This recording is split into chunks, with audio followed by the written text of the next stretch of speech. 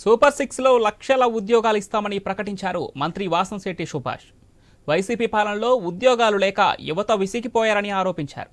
నిరుద్యోగుల కోసం Ramachandrapuram VSM college ప్రాంగణంలో మెగా జాబ్ మేళాను ప్రారంభించారు.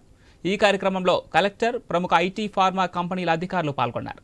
యువత ఈ అవకాశాన్ని వినియోగించుకోవాలని తెలిపారు. కాగా 5 ఏళ్లలో ఒక్క ఫ్యాక్టరీ కానీ పరిశ్రమ కానీ రాష్ట్రానికి రాలేదన్నారు మంత్రి వాసంశెట్టి.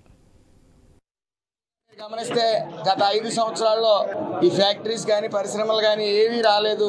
ఈ సైకో పాలన వల్ల ఉన్న ఫ్యాక్టరీలు 8 ఫ్యాక్టరీలు బయటికి వెళ్ళిపోవటం, అదేవిధంగా నిరుద్యోగ సమస్య మీద ఏ రోజు కూడా వైసీపీ పార్టీ చిత్తశుద్ధితో లేదు.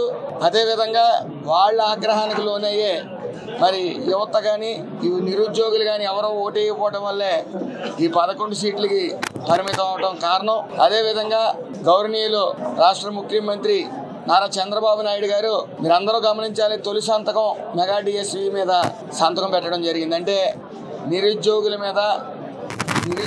కష్టాల మీదట ఆయన గమనించి అందరూ కూడా ప్రతి ఇంటికి ఉద్యోగం ఇవ్వాలనే నెపంతో సూపర్ 6లో కూడా